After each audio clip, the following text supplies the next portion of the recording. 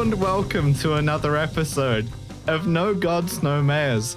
I am your mayor for this episode, Mayor November Kelly. I am joined by my co-friends, co-mayors, and co-hosts, Ryan Quinn and Matthew Luchansky. And today, every single thing has gone wrong. It's just you encounter me in the midst of like this swarming cloud of problems. I should never have changed that kid's grade on the physics midterm. I shouldn't have done it. I knew it was wrong. And now we have to persevere in the doomed world we've created. Mm-hmm. Thank you so much for joining us. Yeah. November, would you describe yourself as embattled? I am so embattled right now. Thankfully, my wife is standing by me. And, you know, together we're going to make it through the embattlement. But yeah, I'm feeling embattled. Yeah. But so if you remember the last episode, the last mainline episode I did, we talked about Oscar Goodman, the mayor of Las Vegas from 1999 to 2011. Mm-hmm. And I left you in that episode with the news that after he was term limited out, he sort of promised all of his cronies, oh, it's fine, I'll get out of the way, you can run. And then the day before the filing deadline, his wife, Carolyn Goodman, entered the race. She is our mayor. My God! And just to remind you, this is the same woman who I'm reading here from an article about Oscar. At Carolyn Goodman's election night party, Oscar yelled at her, "If you don't be quiet, I'll have you whacked," when she failed to stop talking for an announcement he wanted to make. Seems like a cool guy. Yeah, yes, I'm excited for this is the People's two-parter. It's all free. And it's all free, and it's two mayors, so you're not getting shortchanged in the least. No, not at all. We would never shortchange you, the listener. So the year is... long change you. That's right. The year is 2011. Oscar Goodman has just been term limited out of the Las Vegas mayoral throne, which he also had in his office. The main problem with researching an episode about Carolyn Goodman is you keep finding out more details about Oscar Goodman, and you go, that would have been really helpful like a week ago. Well, the thing about Oscar Goodman is he is a man of so many details. He's one of the most detailed men to ever walk the earth. He's a man of constant details. Yeah, it's like, you know, like in old movies when they would make miniatures, and there's a process called greebling. It's just when they put a little like scuffs and like little knobs. I fuck with greebling, yeah. To make the spaceships look real. Yeah. This Oscar Goodman is greebled. If you get up, like he looks realistic. I think it's called alcoholism when the pores are kind of like that. But yeah, no. So he's out of the throne. And at the last moment, his wife has decided to run. She will win. She will serve 3 terms, the same as him. That is a quarter of a century of Goodman rule in Vegas. And the thing I teased it with last time is, in a lot of ways, she's worse. So I hope you're excited to hear all about it. But first, it's called Municipal Roundup. She got it, folks. Yeah. Let's go. One thing goes right today. Your hit rate on Municipal Roundup is, I think, still slightly better than mine, which is approaching 0. Painting a little mayor sash on the side of my jet for all the times I've nailed it.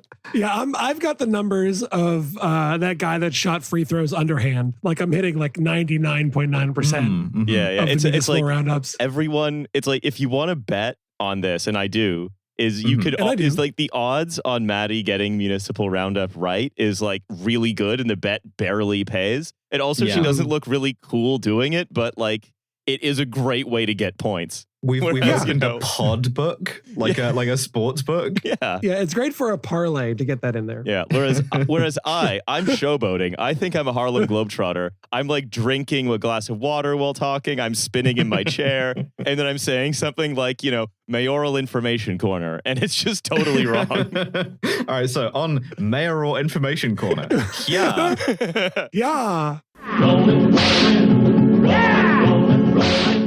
Items. I'm calling for items. Items. Okay, so the New York primary is going to be happening 2 days after this episode comes out.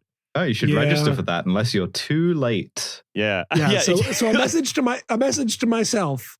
Either I'm raising my hand up now to complete the high five I'm giving myself for if things go well. And then the other thing is after this, I'll be recording a video to be played at my funeral.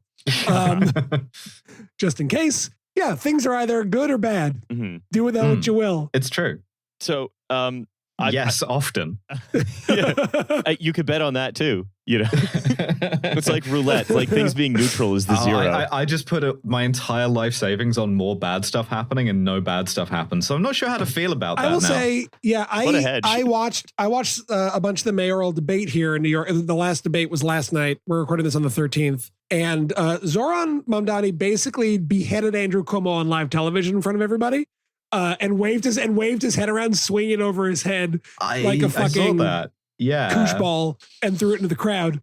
And there was one bit where he just completely unloads on him, and the crowd goes crazy. Was this the "I'm not you" bit? Yeah, the "I'm not you, Mr. Mayor." After Cuomo had been, I think, deliberately mispronouncing Zoran's last name for many months, and also this happened. I received this mailer. Cuomo the other day sent out a mailer that like artificially darkened and lengthened Zoran's beard and like darkened his eyebrows and made him look a little more like, I don't know, like an Ayatollah poster.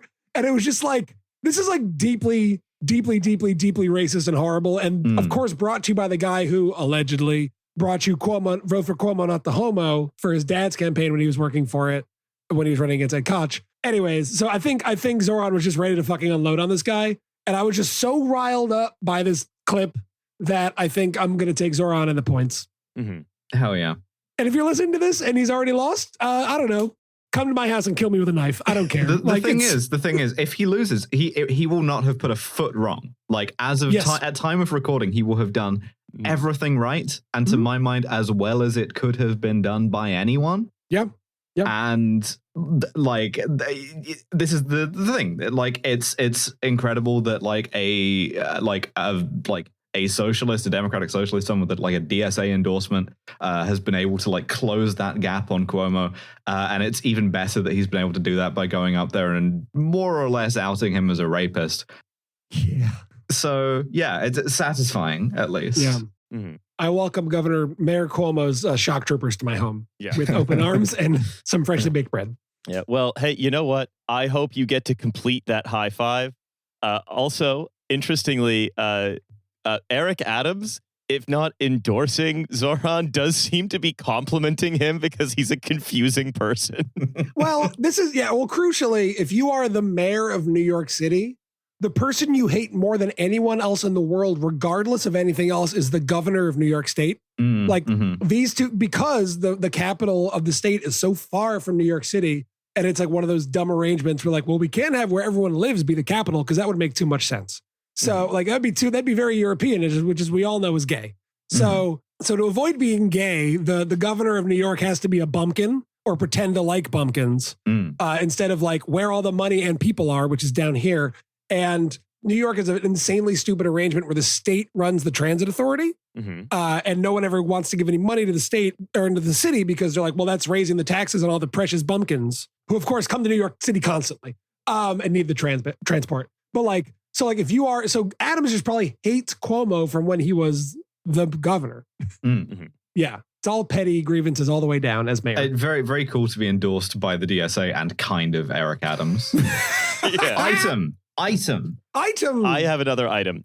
So I love when listeners send in mayors on the Blue Sky DMs. I opened the DMs and I never have any account with open DMs. I always close mine because I'm an anxious person. However, I've opened the No Gods, No Mayors ones, and I'm happy I did because we get so many great items through there. Sometimes it's just going to be if people are reading a book and it mentions that the mayor of the Indianapolis in the 19th century said something weird, they will send it in and then I'll read it and I'll be like, that's a weird thing the mayor of Indianapolis said in 1859. And then I share it with you and the rest of everyone. So to the person who sent in this little quote about Samuel Dunn Maxwell, the nephew of the guy who founded Indianapolis, the main university in Indiana. Uncle Indianapolis himself. Old Uncle Indianapolis. Go fighting Maxwells. Maxwell founded the fire department in Indianapolis in 1859, with his grandson joining him as a firefighter in 1880. So this is the quote. Then in 1959 came the fully paid fire force in Indianapolis, IFD, by the guidance and authority of Mayor Samuel Dunn Maxwell, going so far as to ban volunteer departments from the city. As a proud Norse Celt, he vowed, quote, Indianapolis will only accept aggressive paid firemen possessing the bravery and strength of a Highland warrior and the dedication to battle of a Viking. Hell yeah. We're doing Deadliest Warrior, man versus fire. Yeah. Indianapolin versus fire. I love American 19th century racism where you're like, the only white people that exist can come from us, not all of the British Isles and then a little bit of Northwest Europe. And you're just like, well, we need the brave Viking spirit to be embodied in our paid fire department, which volunteer firefighters, I must insist, do not have. Launching a bold tradition of firefighter racism that continues to this day. Yeah, sliding down the fireman's pole and grabbing my gear, which is a kilt and a Viking's helmet. Yeah. And then getting in my longboat to paddle down the Indianapolis canals to the fire. Yeah. I also, as a proud Norse Celt, of course, from like the Highlands and Scandinavia, your sort of like natural enemy is fire because of the cold. Yeah, you love the cold. Item. Another item. Another listener sends this in. It's the alien versus predator of municipal politics, the battle between the mayor and the landlord. So basically, this is Troy, New York, which is a city I would like to talk about at greater length on another show. Oh, please, yeah. The grimmest place I've ever been. Yeah, well, hey, I heard it's the city authentic now. Basically, the mayor, Carmela Mantello, is the Republican mayor of Troy, New York. And her campaign for mayoralty included a new city hall in a new location because they're trying to terminate their current lease early. About 20 years ago, the old city hall of Troy sort of fell down, and so they had to move to it. They're calling it the most no gods, no mayors event imaginable. You're losing the mayoralty of heaven. Yeah, it sort of fell down. It was too decrepit to occupy. And so they moved into like a rented floor of an office building. Which they were in for a while, and they're trying to terminate their current lease early. Whether or not they can do that is currently in dispute. I mean, landlord disputes, it fucking sucks. I'll say that for anyone. So, Troy City Mayor Carmela Mantello is disputing part of what's owed in the city's rent agreement, but other lawmakers say they're in the dark over the controversy. This is, of course, from Troy Local News. I love how much local news I read now. Yeah. I'm still following London, Kentucky local news. He said someone's got to. So a lot of tenants might have a problem once in a while, but we've never had somebody just stop paying us. I mean, listen, if Troy City Council are going to start doing like a rent strike, that's cool. In my 35 years of doing this, only a Republican mayor could do a rent strike. Yeah, doing mutual aid for a Republican mayor they're trying to evict from City Hall. We're outside singing Solidarity Forever while the bailiffs are trying to bust it and take the sash. Urgent help needed. Comrade mayor. Comrade Italian-American Republican mayor currently... a racialized Republican mayor is currently trapped in City Hall. It's not even like unhoused. It's like unhauled, you know? The problem of city halllessness. Yeah, you're actually, people think that like, you know, they're very close to becoming a billionaire, but you're actually much closer to becoming hallless. An unsashed. When your sash falls off and your hull falls down. Oh my God. Okay, I think we've just created the first line of like a mournful municipal country song. When your sash falls off and your hull falls down. I'm not good at music, but someone good at music. When you play a mayoral country song backwards, you get your sash back, you get your city hall back. Okay, this is a call to action. A musician, if you are a musician and you listen to this show, the call to action is, my sash fell off and my hall fell down. Can you turn that into a verse with a line? I know one of us is a musician on this call, but I want to see what the listeners can do. Yeah. Have any of you out there listening met the DNC consultant at the crossroads at midnight to learn how to play the guitar? Of course, the idea of like, you know, mayors overlapping with music is so completely item. Okay, look, one more thing about this. This, then we'll drop it. This is what I want to say though. So they're like, okay, we're not paying. The city recently paid like only their taxes and a month late. They didn't pay the rent. And when questioned by the city council about the rent payments, Troy City Council President Sue Steele asked, "I'm asking for 2024. Has the lease been signed and have we paid our rent?" To which the deputy mayor responded, "Correct." Steele asked once more, "So you're confirming we have?" The deputy mayor then only said, "Mm-hmm." Polycule House City Hall as. Did you do the chore wheel, Your Honor? Yeah, just like kind of saying without saying. The deputy pretending mayor. to be distracted by something else. Oh yeah, Your Honor, 100%. Your Honor, she didn't label the yogurt, and therefore it's fair game. That's what caused the first city hall to fall down. So the spokesperson Alex Horton with the mayor's office claims the city's getting out of their lease early and moving on. The city of Troy has lawfully and timely exercised its option to terminate the lease. We expect a new city hall site to be approved by city council. But Sue Steele then said, we still have not been made aware of the location. The whole process regarding city hall has been shrouded in secrecy. So they've stopped paying their rent and they don't have a city hall to go to. They may be made hallless soon. Oh my God. Experiencing halllessness. Just do it in a park or something. It's horrible. Yeah. What good items. Thank you. Thank you for that beautiful Mayor Information Corner. That was Item Brigade. Welcome to Local Items. Well, there's your items.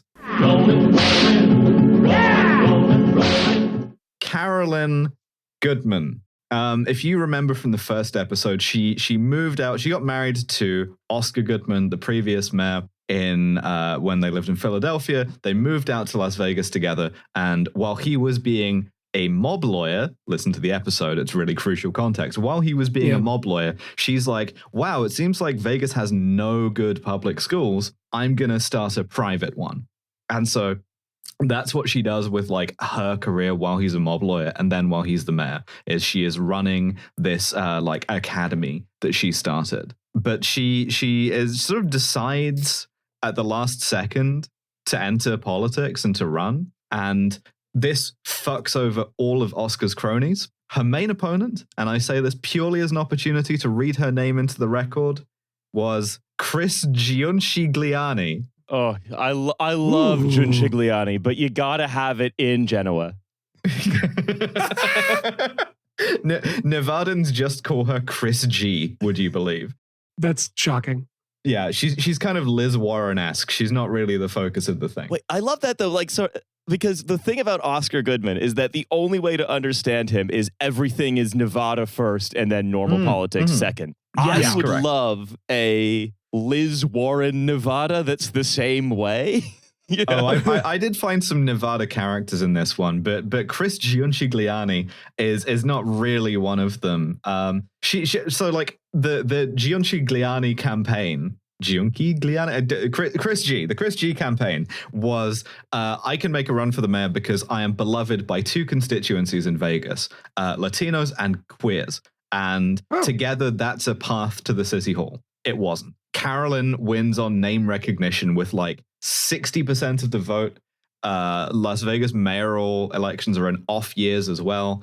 So it gets like 24% turnout. And she runs and wins as an independent because both she and Oscar quit the Democrats in 2009. Not sure why. Possibly it was because Oscar had beef with Obama. The stupidest beef of all time with Barack Obama. Yes, the stupidest, most one-sided beef of all time. But so for saying gambling exists in Las Vegas. Yeah, and it can be an irresponsible thing to do with your kid's college fund. But so, how dare you, sir? But so she kind of ran in like on name recognition in his shadow. I have a couple of quotes here. Oscar was a notable part of Carolyn's first campaign. She would often, and then again, announce herself to any room while working the voters that she was Carolyn Goodman, the mayor's wife. I'm running for mayor. Carolyn stresses that she wants to be judged on her own merits. I am my own person and I will stand on my own beliefs, she says adamantly. In the next breath, she introduces herself to voters as Oscar's wife. This is incredible. I'm thinking about Ptolemy's son going around being like, I'm Ptolemy's son. Ptolemy 2. Or Eric. I mean, go ahead. Ptolemy 2 Philadelphia's. From to be fair, they do a lot of vox pops with people who are like, oh, like Oscar? Then sure, I guess I'll vote for you. I remember him being fun, and I loved his gigantic martini glass. Exactly. So between this and the threatening to have her whacked thing, people in Vegas tend to assume initially that this is another entry in the majestic political tradition of men using their wives to evade term limits. Yeah. I note the New York Times headline when she was elected, which was, Nevada, mayor's wife elected. That's an incredible way of saying someone got married. Yeah. I've elected a new wife. White smoke. Or else like the municipality chooses a wife for the mayor from among their number. Yeah, there's some shit they were doing in like 16th century Germany. Yeah. That's the actual powerful position is the mayor's wife. The mayor is purely ceremonial and hereditary. There's an interesting article about the two of them where he just like comes and bothers her in her office at one point, stinking of alcohol, and they just bicker for a while. That I was going to use as a reading series at the end of it. But are they the Lockhorns? Yeah, kind of. She kind of looks like the Lockhorn woman a little bit. Yeah. So like Oscar's mostly focused on like his mob museum. From the last episode, he's focused on like yelling at the TV and day drinking. And Carolyn has her own shit that she wants to do. So most notably, she sells. Actually, this was something Oscar started and she finished. She sells the old Adobe strip mall type city hall to Nevada character Tony Xie, the guy who owns owned Zappos eBay for shoes. Yeah. The company that was like single-handedly gonna like revitalize downtown Las Vegas. Mm-hmm. And so now Vegas has like a city hall made of glass. It looks like an office building. Okay, I think that's really fucked up that some mayors don't have city halls.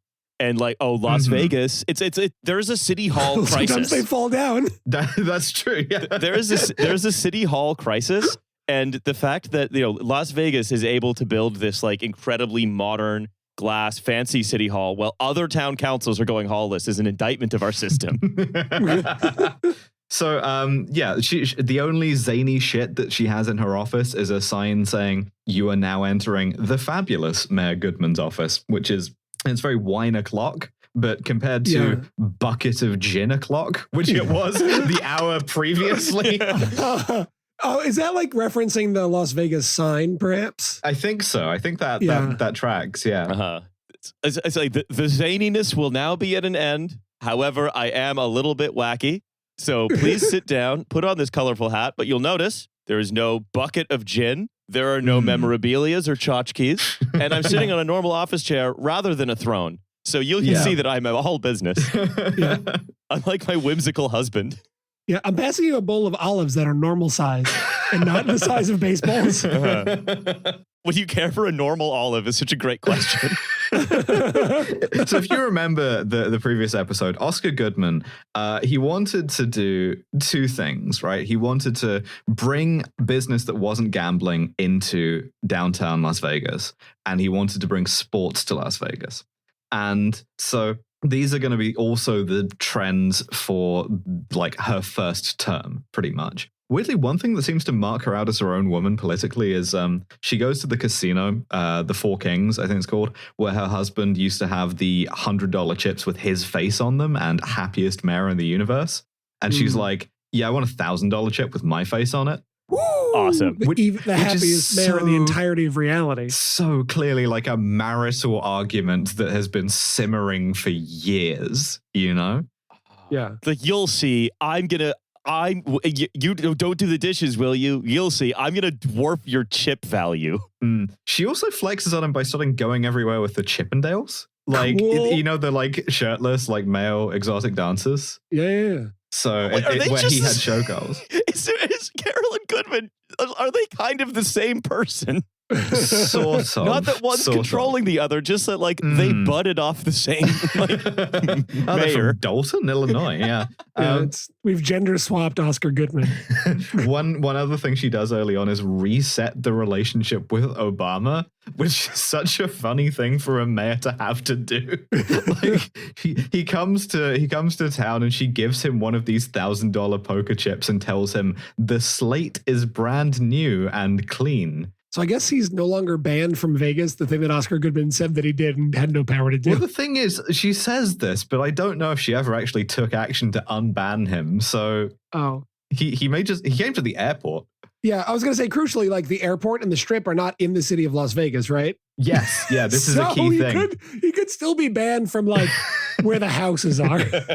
Yeah, this is a detail that I mentioned last time that I should probably reiterate, which is the city of Las Vegas does not include any of the casinos. That's all like county land. So basically the mayor of Vegas's only power is to be a kind of salesperson. So many mayors are reduced to the role of just sales for their city. It's brutal. But so 2012 comes around after the 2008 financial crash, and the economy is kind of recovering to the extent that like Airbnb is moving into Vegas in a big way, which is really depleting some housing stock. But also an entirely private consortium puts together a bid at long last to build a stadium in Vegas. This is unusual because like normally the way you build a stadium is you like hoover up as much public money as you can to do it. But this is going to be entirely privately funded because Vegas has no income tax. Nevada doesn't have income tax. So there's no like basis to fund it publicly. And the deal is this is going to be a combination, like it can be either hockey or basketball stadium. Yeah. And it's going to be on the strip. It's going to be outside of the city, and it's going to be entirely private. And weirdly, some of this happens thanks to Oscar's nemesis, Sheldon Adelson. Yeah. But because Oscar isn't in office anymore. So, like, Sheldon can deal with his wife, I guess, to the extent that she's involved in this. Although I will say the NBA still hates Vegas and still hates Oscar. So, ice hockey in the desert. Yeah. That's cool. I'm going to see how many Canadians are on their team. I bet probably a lot. Yeah. I mean, oh, wow. So many. It's mostly Canadians.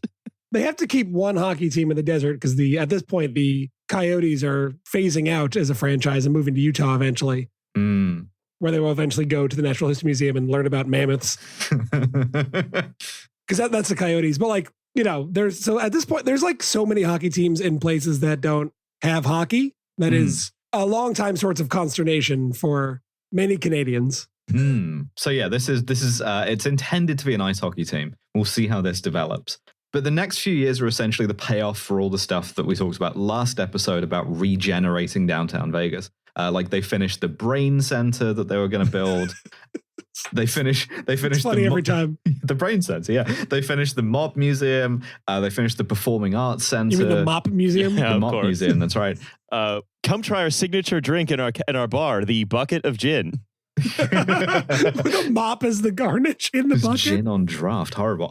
But so this is the main anchor of this is something called the Downtown Project, and this is largely funded by Zappos, the shoe company, right? And I was like, that's interesting, but I'm not going to dig too much into this. I dig slightly into this. It forms the middle half of the episode, essentially, because I thought this company Zappos, right? We described it last time as like eBay for shoes or Amazon for shoes. Yeah. And the big get that Oscar got in his term was luring them from Henderson, which is this shitty little suburban bit of Vegas, into Las Vegas proper and investing a bunch of money. I then discovered that it was founded in San Francisco as a startup and then moved to Henderson because no taxes, and then got lured in. And so what happens is you get this Downtown Project, which has a bunch of different sites.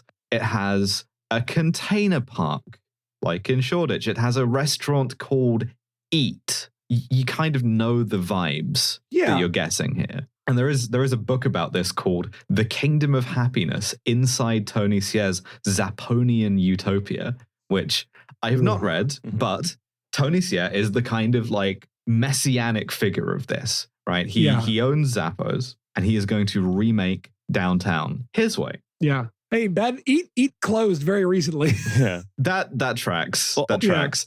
Eat got $255,000 from the Downtown Project and hired a sous chef from one of the casinos. Like, sure. My understanding of like Tony Hsieh's vision of the world is like Zappos is a bit like the business might look like Amazon or eBay for shoes, but the corporate culture is Netflix for shoes. You're so right. Yeah. I'm going to talk about this, but like essentially, because I mentioned them last time and I was like, oh, it's a shoe company. It's from Henderson, Nevada, whatever. I took Oscar's thing about dismissing them as like $10 an hour phone people to heart. Oscar was wrong. Oscar completely misunderstood the culture here. These are tech bros, right? And Tony Hsieh's deal is the city is a startup, and the Downtown Project is going to invest not based on return on investment. It's going to invest based on return on community, right? Oh. which means it's meant to mean like, what are you kind of like doing to regenerate the thing? What it means in practice is does Tony Sierra want to hang out with you? Yeah, well, or more importantly, how full is Tony Sierra's social calendar? Yeah. Is Tony Sierra bowling alone? And if Tony Sierra is bowling alone, then we know that Las Vegas is not giving him good return on community. I pulled two quotes which struck a deep terror into me. Oh, good. One, because he kind of like, he has an immense amount of power, but no formal role. He's just on the board of the downtown project. Tony would often ask visitors from the media to meet him and his deputies serendipitously, not committing to a time or location. Okay, it's cool that we have a manic pixie dream CEO. I think that's fun. I also note that the culture, as Zappos is described by, inspired by the culture of Burning Man, because he's a Burning Man type guy. Okay. So, sure. This guy now owns a surprising amount, or controls the operation of a surprising amount of downtown Las Vegas, and has put a bunch of stuff in there. I note the container park, which I initially thought was going to be like a Shoreditch box park type deal.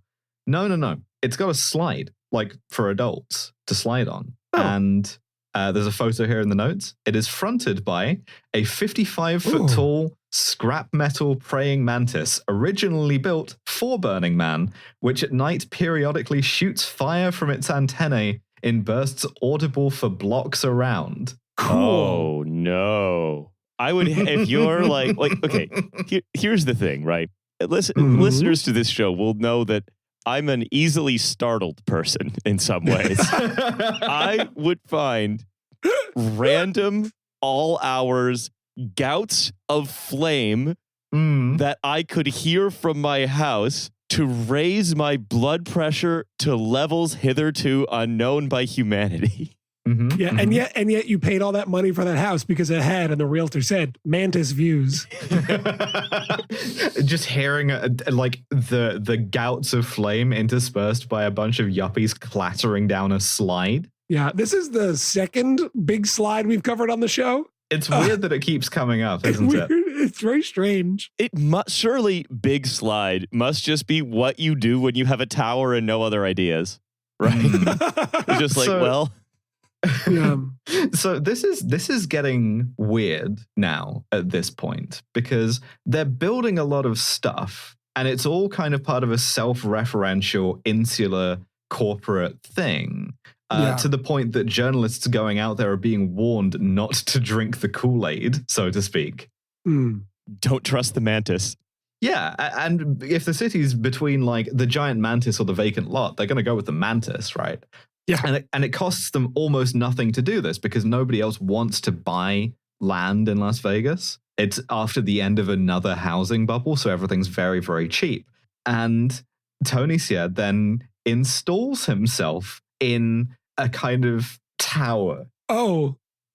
Yeah, he buys a $200 million like 21-story building called the Ogden, which was built the year before the financial crash, like in 2007, as condos. And then he just takes like a couple of floors of it and then rents out some, but a bunch of them are just crash pads for entrepreneurs, journalists, people Tony thinks are cool.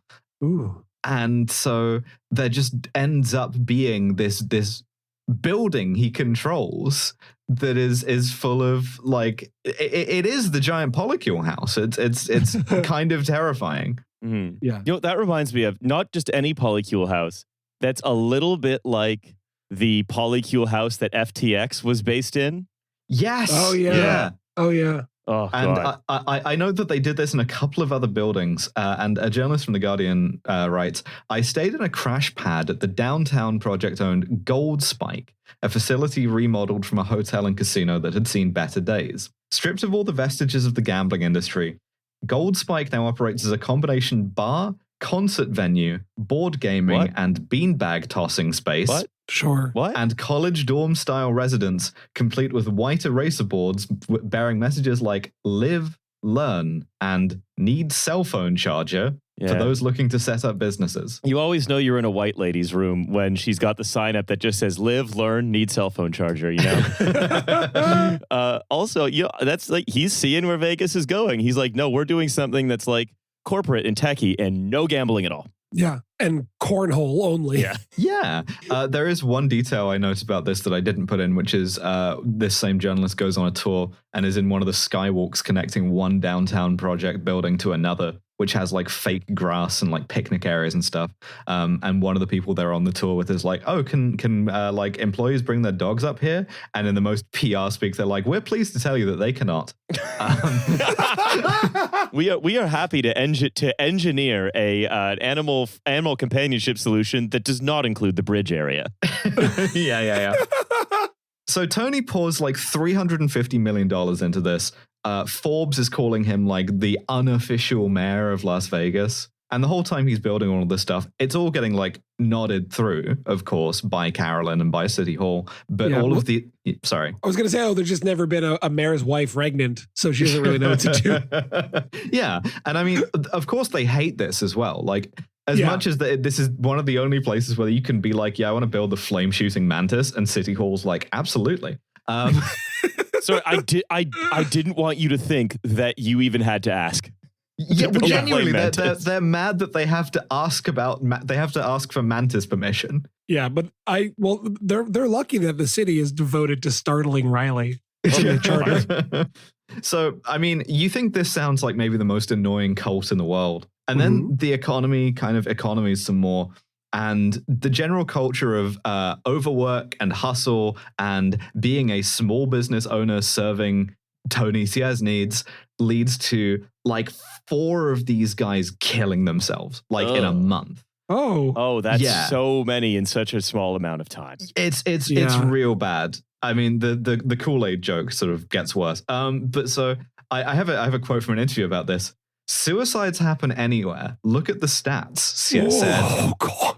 Sounding agitated when I asked him about it one evening on folding chairs in the Learning Village, where speakers regularly come to lead sessions. Sorry, did David Foster Wallace write this guy's life? What the fuck? It's harder for people who are really good students in school. Then they move into this where there is no instruction manual and you have to MacGyver it on your own. Yeah. Former gifted kid burnout as claiming lives, apparently. My question appeared to make him uncomfortable. He scooted 2 seats away. Hope they don't notice me scooting 2 seats away. We're just the 2 of us in the empty Learning Village unfolding chairs. I was going to ask him this hard-hitting question, but now he's slightly further away and I've been snookered. I don't know what to do. Should I call him? He's very far. Just to give you a sense of some of the other people involved in this, further on in the same article, Jonathan Jenkins, the affable Southern co-founder of supply chain startup Order With Me, said that by the 3rd suicide, he realized he needed to start a church. That's so cool. That's the greatest sentence I've ever heard. A lot of the young people who do these startups, they don't think they can be frank with each other. Just before this meeting with you, I met with someone who said, you know, I'm out of runway, like even for food to eat. And who do they turn to? The supply chain startup guy being the pastor of a church and being like, you know who also was always just in time? He compared it to the concept of face in China, essentially preserving one's reputation. And pointed out that often the only people an entrepreneur knows in Vegas are venture capitalists and other struggling founders. We call it face in China. Everything's great. We're doing great, said Jenkins, who founded his company in China. Okay, cool. That I understand that more now. Profiles and courage. These are the 2 types of guy. So there are then immediately like 10% layoffs across the downtown project. Yeah. Hey, you know what? There's an opening at the church. Go be the pastor. Again, you'll note that the investing based on return on community and community being one guide determining your vibes is insanely unpredictable and tends to make people kill themselves when their vibes don't match. Kill themselves or start a church. Anything can happen in Las Vegas. Exactly. So Sia steps back from the downtown project, which has now become this kind of drug-fueled Third Reich startup Hansestadt. Like it sort of runs like all of these buildings and like a large segment of downtown Vegas. And it is entirely on this kind of self-propelling startup incubator thing where everybody thinks they have to pitch like the next Uber or kill themselves. Uber for killing yourself. Yeah. So Sia quits and the city is just left with this stuff. The mantis, as far as I know, is still there. Now, obviously, this is a huge sort of like problem, but you also want to know, of course, what happened to Tony Sia. Well, he fled to Connecticut, tried to start another company town there, got so heavily into nitrous oxide abuse that he was doing 50 whippets a day and lost like 100 kilos. Is that a lot of kilos? That's to be fair, that's very Burning Man. That's a very Burning Man thing to do. There is a quote here which is both depressing but also one of the most like mind logic brain force plus things I've ever heard in my life, which brain is center. One of his friends tells him he needs to see a therapist and he goes, okay, I'll make a deal with you. I'll see a therapist, but only if for every minute I'm in therapy you sit in an ice bath to like recenter yourself or whatever. Also, did it work? No. No. Can I ask you two a question? I have a fact in front of me now. Mm-hmm. Ooh, fact. It's the fact corner. Yeah. What do you think the Google rating on Google Maps of the giant metal mantis in Las Vegas is? It's out of 5 stars. 2 stars. Yeah, 2 Maddie? stars. 1.5. It's a 4.9. People love it. Oh shit! Yeah, Okay, it's a good mantis. I'm looking at it now. Oh my lord! Yeah. Wait, this rips. Yeah. People love it. We should go see the mantis.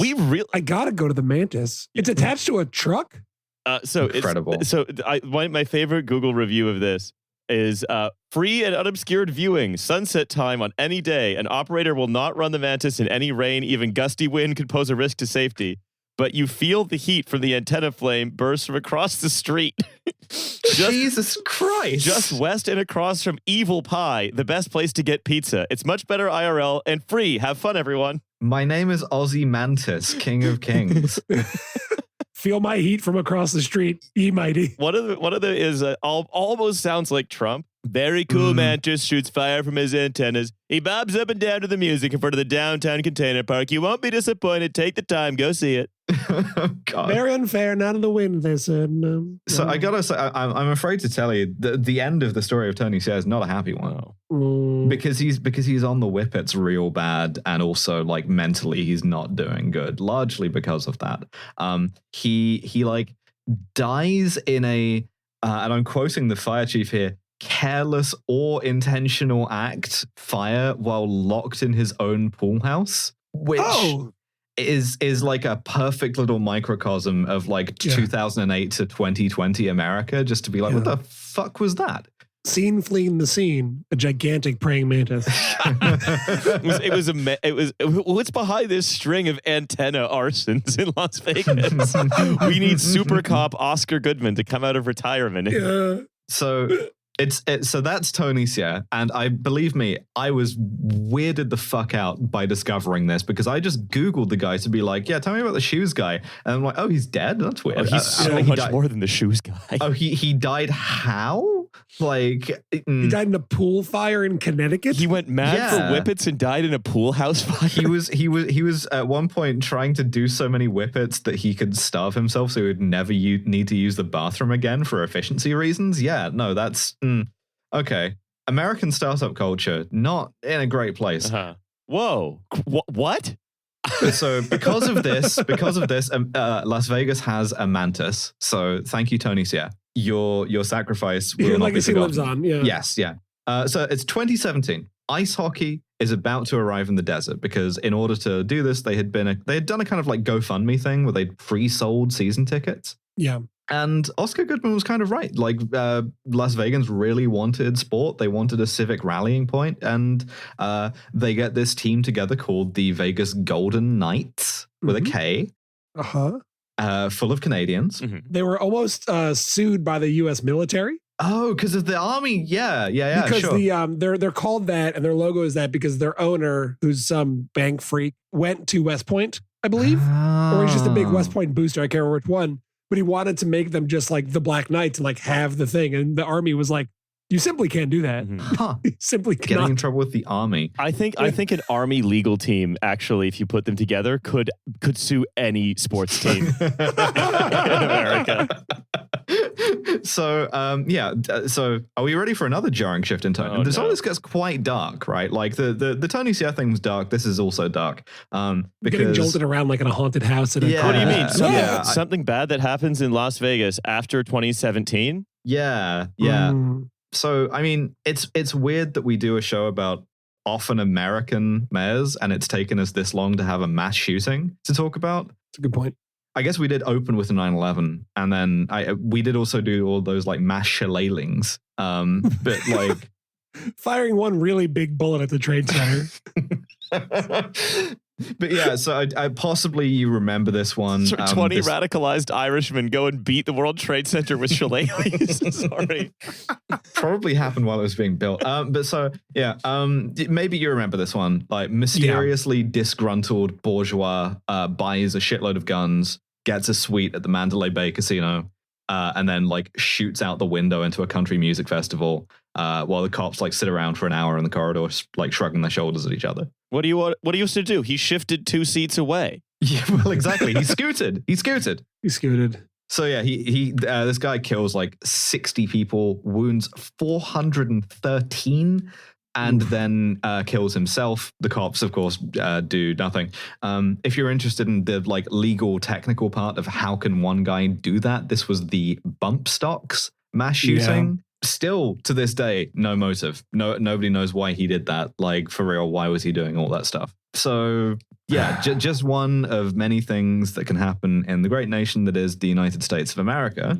And what does that leave for a mayor? Well, a mayor is America's last line of defense against a mass shooting, or at least feeling bad about a mass shooting. And there's not really anything anyone can say about it, so I don't really like begrudge Carolyn Goodman this. What I do begrudge her for is the week afterwards, she said, I'll just read the quote here. In the wake of the Las Vegas massacre, the city's mayor said that she might look to Israel for ideas on how to proceed on safety and security in the future. How would the fucking Iron Dome stop this? I don't understand. It's a miniature Iron Dome stopping every bullet.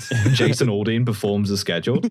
Yeah, it's like if it's working well, you won't even know. There could be mass shootings all the time, and they would just be getting intercepted at the cost of what, like $150,000 per shot. I'm getting fucking murdered on interceptor vehicles here. Yeah, I was gonna say, just getting like bullet shrapnel in me from all the exploding bullets. It's like, ow. Our death rate from mass shootings is down by 100%, but our death rate from airborne mass grazings, airborne shrapnel is up a shocking 4 million %. There are people getting admitted to the hospital with bullet mist inhalation. Lead poisoning. So Israel has lived with this every single day since 1948, said the mayor, Carolyn Goodman, in comments to the Times of Israel. The world's longest fart noise. I don't want to reinvent the wheel. We always have safety first. We have 43 million visitors a year. Why was she talking to the Times of Israel about this? Yeah. Did they just have someone there? Like, I guess. Is it just someone on vacation? Yeah. So we said last time about how Vegas is a city that kind of lacks civic character.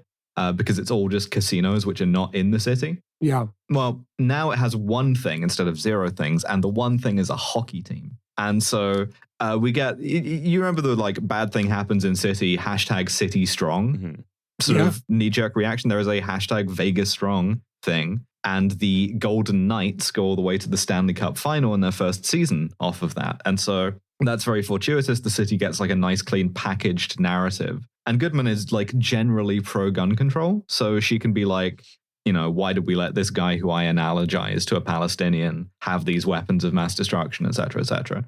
Yeah. Well. Yeah. Good talk. Like that's how Vegas weathered the 2017 shooting from a mayor perspective. However, watching hockey in unincorporated Clark County. Yeah, pretty much. And then it's being like, man, we're Israel, number one. We have many visitors a year, safety first, just like Israel. Yeah.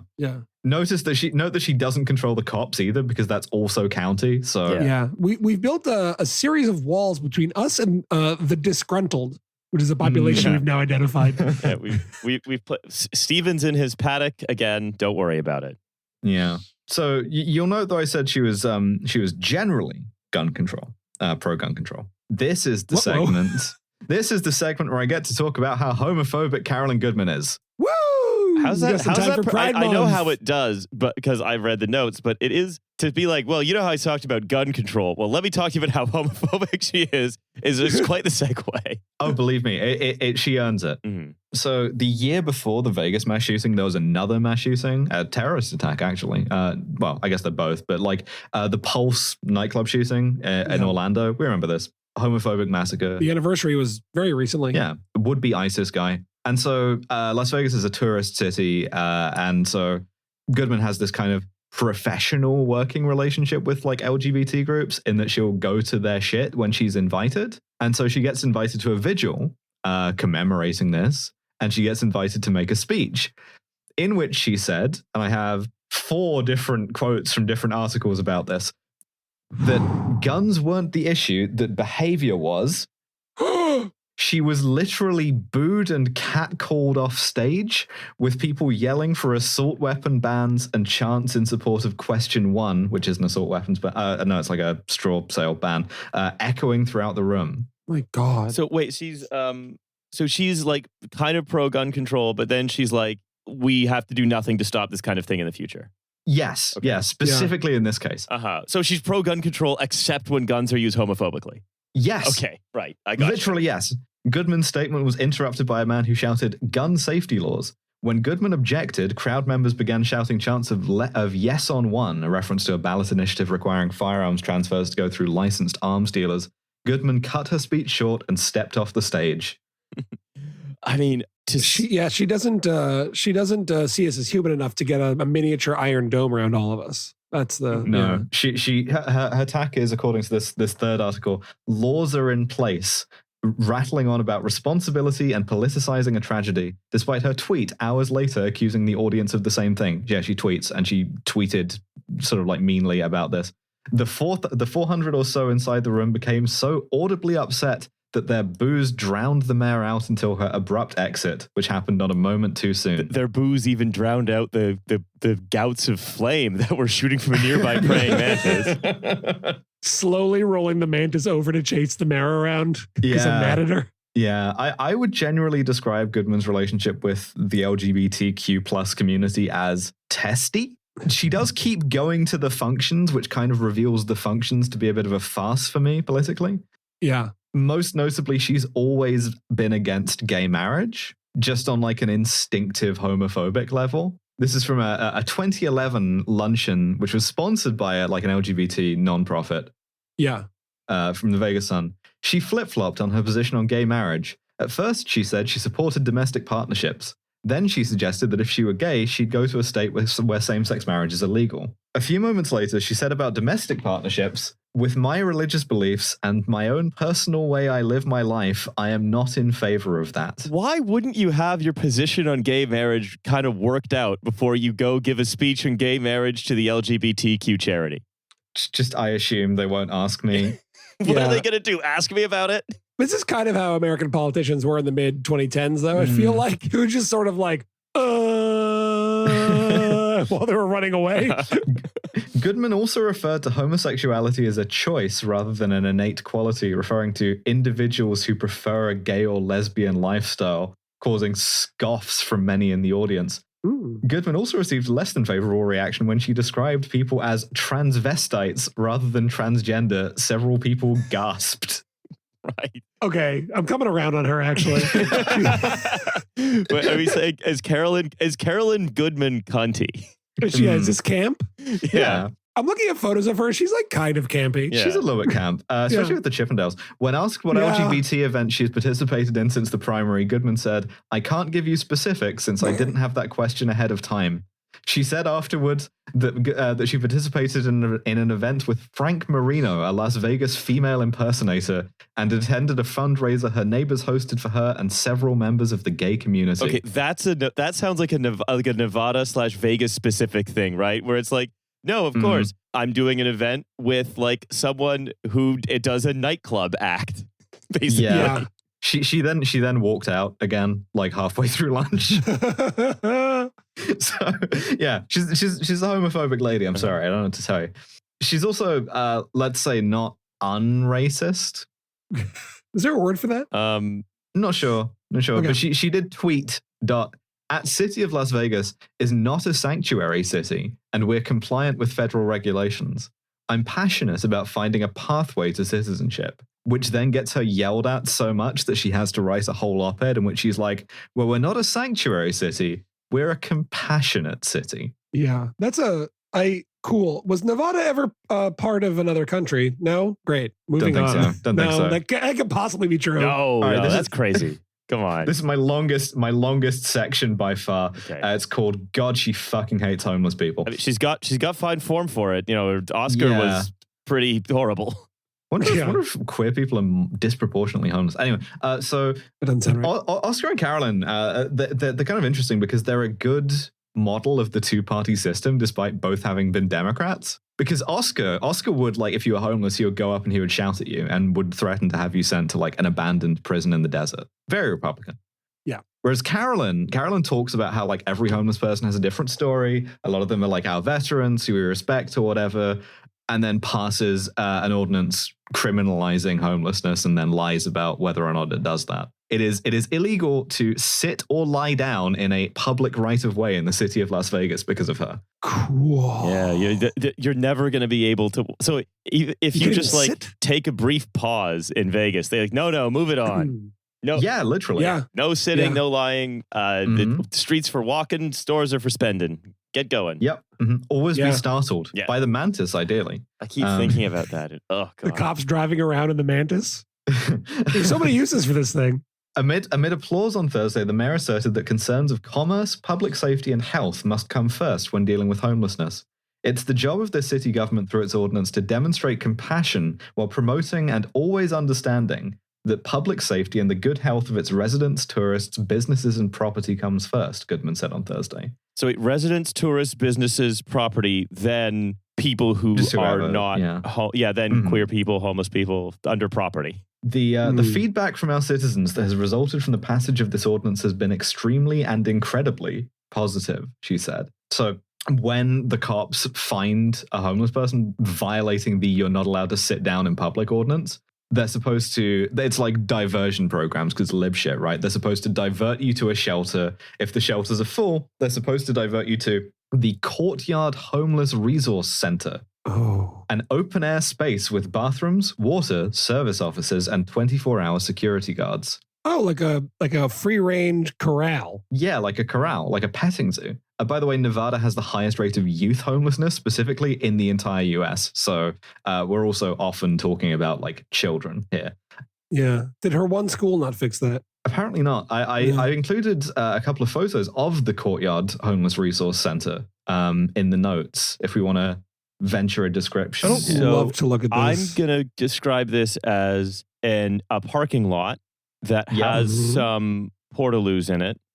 It does, and a small covered area with some folding tables that it seems like you can't leave so easily. Yeah. It looks not great. I feel like indoors is probably good for when it's regularly like 120 degrees. Yeah. Which is like, what, like in the 30s for you? Yeah, I don't like looking at this at all. It looks like sort of like they like just like what used to be a park or something, or just like an empty lot that's filled with dirt. Yep. A lot of dirt. Asphalt, yeah. Yeah, and the toilets are like porta-johns, which are, I imagine, cleaned regularly for sure. Oh, 100%. Sure. You know what they say? Poor services are good services. So, it's not an abandoned prison in the desert, but it's getting there. It's kind of like a semi-abandoned park in the city. If you see the next image, you'll see that subsequent mayors have built a big kind of at least roofed kind of gentrification homeless warehouse there. It's very colorful. It's got it's won like architecture awards, which is cool, I guess. Yeah, it looks like a parking garage a little bit. Yeah. And that's still the same thing. I think they just put a roof on it. Yeah. Here's my final note about the Courtyard and the difference, such as it is, between Carolyn and Oscar. A report by The Current revealed that the most popular service provided by the courtyard is what they call the Ticket to Home, a free bus pass out of town. Oh, the old Rudy Giuliani maneuver. Yeah. What if your home is Vegas? A ticket to a new home then. Anywhere that's not here. So Carolyn wins re-election with like 80% of the vote. She has this kind of Biden-esque campaign because she got breast cancer the year before. She's fine now, thankfully. But she like kept that secret, so she didn't like do any campaigning. Yeah. Wins again. Airbnb hollows out the entire city housing stock, sends a lot of people to the Courtyard Homeless Resource Center, and then itself kind of explodes. A woman named Michelle Fiore gets on city council. She's like MAGA femme Oscar Goodman. I hope she never becomes mayor of Vegas. Sounds powerful. I will write the episode if she does. Let me read you 2 sentences from her Wikipedia page. Please. In 2024, Fiore was convicted of 7 counts of federal felony fraud for stealing $70,000 meant for a memorial to fallen police officers and spending it on personal expenses, including cosmetic surgery. Look, my beautiful face will be a memorial to the fallen heroes. This too is cunt, yeah. In 2025, she was pardoned by President Donald Trump before she was due to be sentenced. He said femmes to the front. That's right. How does the surgery look, you ask? I've included a photo in the Okay, well, I'm closing my eyes. I'm tabbing over. Scrolling. Okay, I'm going to very large photo. I'm going to count 3, 2, 1, and then we're both going to open our eyes. Okay. 3, 2, 1. Sorry, I know you're easily startled. For such a high resolution photo, very, very few pores visible. This woman has been sort of like they got her with the actual airbrush. Did she have her pores filled? Like, hey, a lot of dead cops paid for that pore. Look, this face is being held up by the ghosts of like 10 police officers. Like I truly hate to be like, well, this lady's appearance or whatever. Yeah. But oh man, this lady's appearance. The thing is, she looks like the Republican makeup TikTok. Yeah, she really truly like this looks like someone making. If you were like, here's a drag act in Las Vegas making fun of Republican women, I'd be like, absolutely. Yeah, and I think you are a bit allowed to make fun of it when you know that it was paid for by the dead cop fraud. Oh yeah, I actually think that's cool. Unfortunately, if you're like, I did dead cop fraud to get lots of plastic surgery, the outcome of the plastic surgery is fair game for discussion. Yeah, like if I met like a trans girl here who was like, I defrauded the NYPD to get FFS. Call 1-800-COP-SHOT. Yeah, I would like immediately just start following her around like a lost dog. That's the coolest thing I've ever heard. Yeah. So like critical support to this insane woman, I guess. Call 1-800-COP-CUNT so you can cunt up.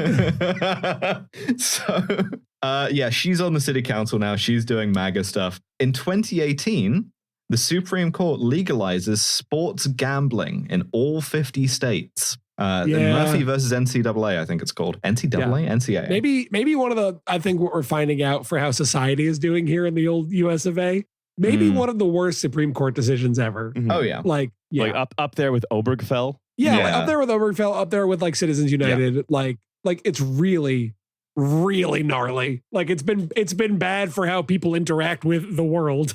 A nation gets really into sports betting. So if you remember, Oscar Goodman's big problem with trying to get professional sports to Vegas is that none of them wanted to be associated with gambling. Now all of them do. So Sheldon Adelson. It turns out they were visited by the same ghost that night. Yeah. Taught them how fun gambling is. They also uncut gems. The ghost of the draft king himself. Sheldon Adelson, again, helps put together a bid to build a stadium to lure the Raiders away from Oakland, the Raiders NFL team. This will cost $750 million in public funds. You can't do income tax in Nevada. So how do you raise that? And the answer is you do a hotel tax, right? Easy peasy. And this gets rushed through. And the city does indeed raise from tourists $750 million to spend on, I think I describe it here in the notes as idiot pigskin hut instead of, housing. So, and this works. Like, please welcome your Las Vegas Raiders. Yeah.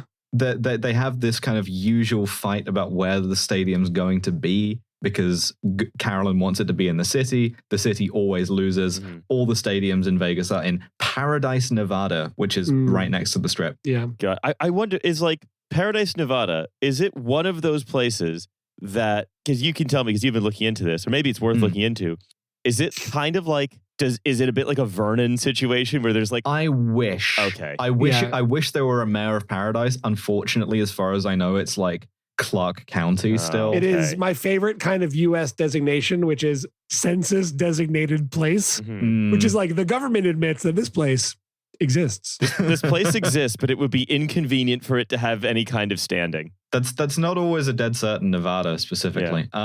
Yeah. But so, maybe the guys in cowboy hats from Casino just kind of roaming around free here.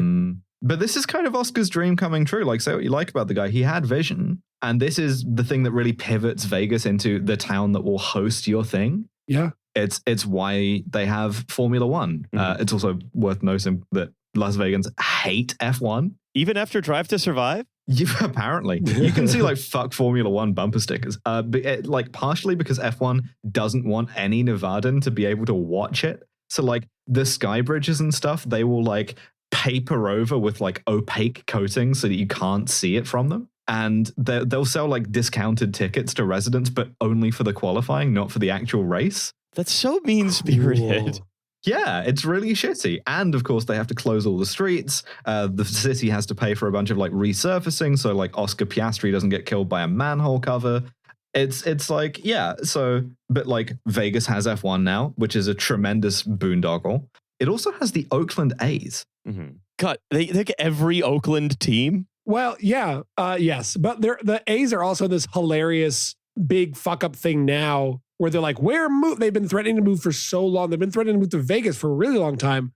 And then they're like, we're moving. And then they're like, and Vegas is like, absolutely. And then didn't build a stadium in time. So now Oakland can't play in Oakland anymore because the city's like, well, you can't be here anymore. You can't call yourselves Oakland anymore. They are now just the Athletics. They play in a AAA baseball stadium in Sacramento for like 3 years now. That seats like 10,000 people. They really fucked it. It's very funny. Oh God, they need Billy Bean back. Yeah. Carolyn's sole contribution to this is amidst another fight about where to put another stadium that was going to cost the city like $380 million.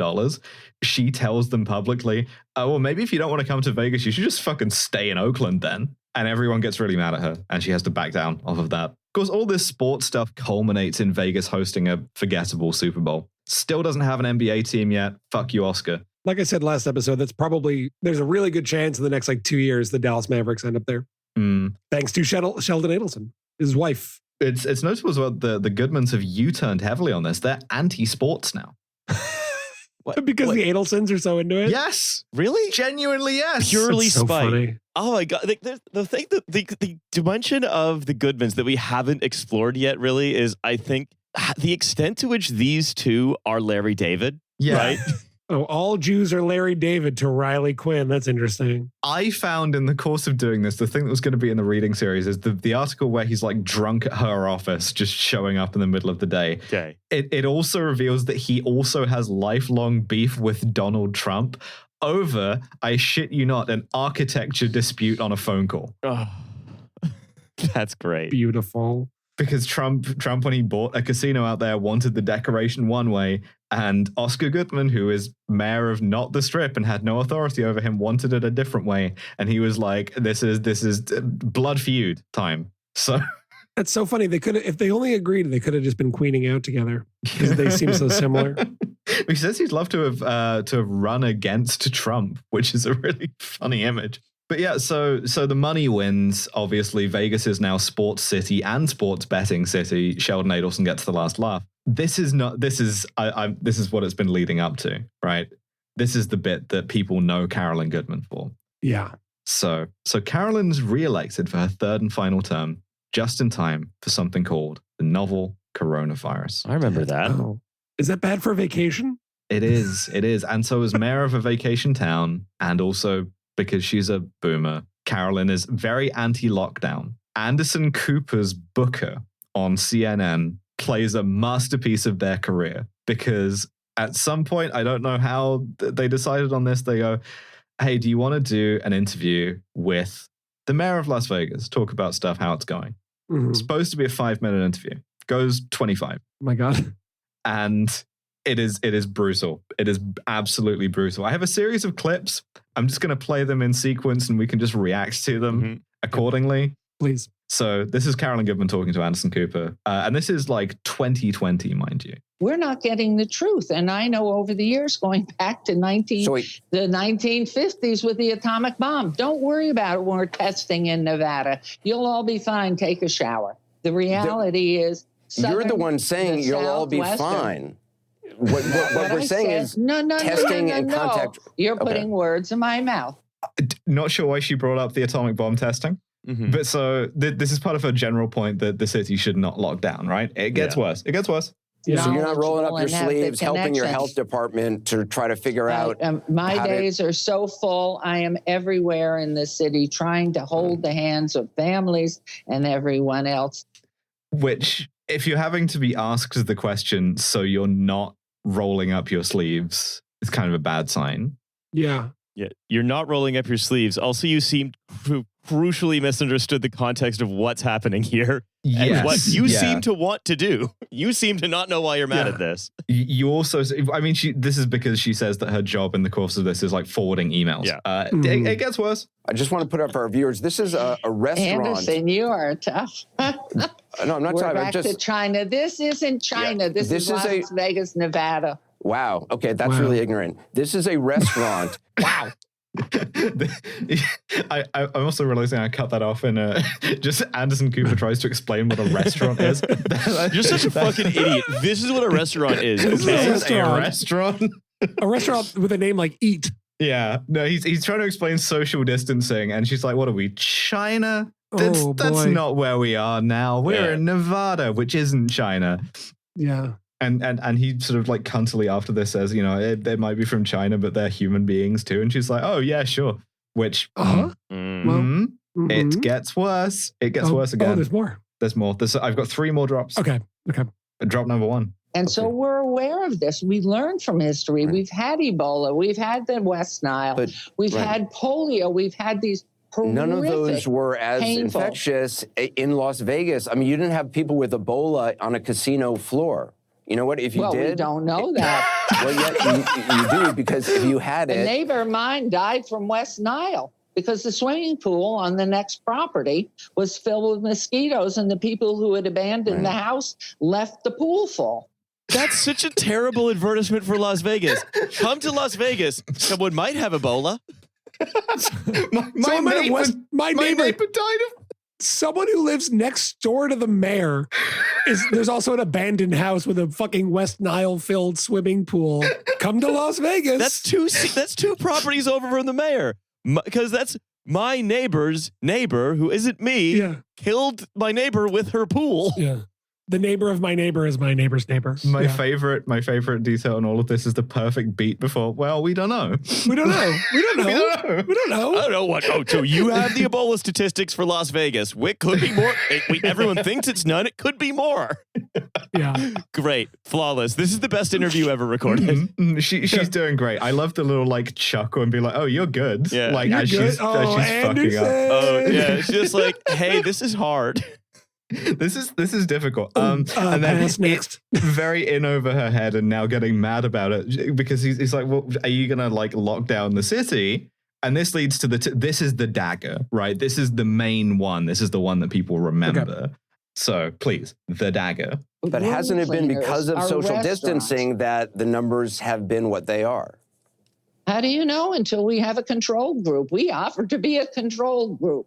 Anybody who knows anything about statistics knows that, for instance, you have a vaccine. You're offering the citizens of Las Vegas to be a control group to see if your theory on social distancing works or doesn't work. Wrong. Absolutely wrong. Don't put words in my mouth. You just said we'll be a control group. Excuse me. What I said was, I offered to be a control group, and I was told by our statistician, you can't do that. The statistician told you not to? I love also like incredible exchange here where it's like, we'll be the control group. And Anderson's like, So you're saying you want to be the control group. Don't put words in my mouth. What I said was we want to be the control group. I said I wanted to be the control group with a big smile. You said, so you want to be the control group, and you were clearly frowning. See, you said the smart thing that I said in a way that made me sound stupid. So you were putting words in my mouth. Can we start this over again, but maybe you let me win this time? It's my turn to win the interview. Smile when you ask me the questions. I think it'll change your inflection. I got one more, which is doubling down on this. And this is just the perfect intersection of like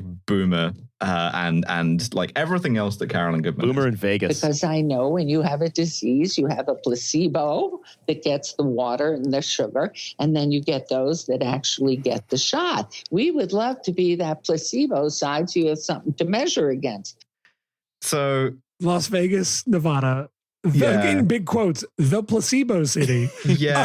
She does kind of volunteer the entire city to die of COVID. Yes. My favorite thing that I was just gonna say, I was looking for photos of her to just look at her while we were talking about her. And I found a Vanity Fair article with just an incredible headline I want to read, which is just Las Vegas mayor proposes casinos reopen, let the free market decide who gets to live. Subhead, Carolyn Goodman thinks businesses should compete to see who can kill the fewest people. So smart, though. That's really smart when you think about it a certain way. There's a half hour of this, and it's all like this, right? Oh my God. This is, I mean, so I think there's also a thing up here about the attention economy, right? Because this goes viral, like nationally. And this led to this kind of like liberal national ridicule, right? She's a national laughingstock. Like Jimmy Kimmel is like saying she should resign. Stephen Colbert. Everyone is very mad at her. She is, again, a very defensive woman who does a lot of tweets and is kind of dumb. And a TV interview is a good way of showing someone who is kind of dumb to be dumb. Yeah. She goes to her next city council meeting and she goes on this like anti-lockdown tirade, and everyone else gets even more mad at her. But the thing is, she has no power to do this. Like, she doesn't control any of the casinos at all. Yeah, it's the cowboy hat guys again. She's setting social distancing for like the mantis. Yeah, but you know what would be really, people need the mantis. But you know what would be really, really funny as well is like, let's just say she does do that, right? Las Vegas becomes like the placebo group, the experimental group. The city of Las Vegas is full of enclaves of Clark County. Like, if you look at Las Vegas on a map, it's like a patchwork. It's not even contiguous, right? So if you were to do that, there would just have to be little bubbles around the Clark County bits with like walkways between them. Well, that'd help with mass shootings as well, I imagine. You would just need to up-armor Clark County around Vegas. I'm always staying 6 feet away from the big mantis, though. Yeah. Because that thing is hot. It's hot. And it's kind of the Kurt Vonnegut quote about, artists against the Vietnam War, because you have this like full blast kind of all of her opponents. Everyone is like, she's got to resign. She's making Vegas out to be a joke. She's a laughingstock. And she just doesn't. And she just weathers it because people don't care who the mayor of Las Vegas is. She serves all 3 terms. Dropping a custard pie, right? Yeah. She just weathers it. And I have a quote here on her, as she is leaving office. As she looked back, Goodman told the Nevada Independent that she, and this is my favorite lie she's ever told, loved every minute of the CNN interview and is still waiting for Cooper to apologize. Oh, God. She's one-upping her husband on just like gleefulness, which I think is really great. Mm-hmm. Would you believe this woman used to run a school? and so that is the story of Carolyn Goodman, a very defensive woman. I mean, look, remember, she and Oscar made for each other. Yeah, you know what? Like the 2 of the pettiest people we've ever covered. Yeah, I gotta say. You know how we got there? Mayor statue. Mayor statue.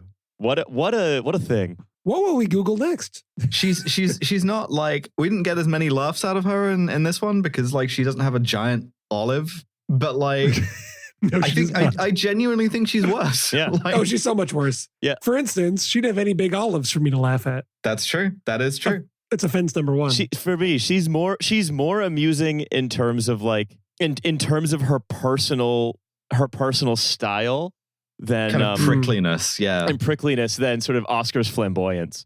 But I love both of them, and I wish them a happy rest of their marriage. Of course, absolutely. That's the story of Carolyn Goodman. Thank you so much for listening. I loved that one. Yeah, thank you so much for giving us Las Vegas's Ptolemy dynasty. 24 years of goodmanity? Yep. Mm-hmm. Yeah. Oh, the goodmanity. Mm-hmm. All right. Well, God, this one's gone long. There's a lot of We've good. gone quite long. I'm sorry. It always goes long when I write them. No, please. This is good. It's beautiful and perfect. That's a lot more mayor for the listeners. That's true. Yeah. Thank you so much for listening. We have a Patreon that you can subscribe to. Oh, yeah. That's right. Where do you find that Patreon? Oh, it's on nogodsnomares.com. Yeah. That's such an easy address to remember. Yeah, it's called the Mayoral Benevolent Feed. What's our next It's called the Mayoral Benevolent Fund, I think. The Mayoral Benevolent Fund grants you access to the Mayoral Benevolent Feed. To the mayor's vault. I'm so stupid. Fuck. November is fired from the podcast. Okay. Next week, I am the mayor. And I am. It's another one of Maddie's flights of fancy, where I say to you, is a town a mayor? And the answer to me is yes. Yeah. And it's about the libertarians that took over an entire town in New Hampshire and destroyed it thoroughly. Cannot wait. It's about the town that said no gods, no mayors, and what happened. It's about a mayor. It's a town that started with no mayor and then ended with really no mayor. Okay, I'm looking forward to that, which we're going to record right now. So that's right. So bye, everybody. Bye. Bye.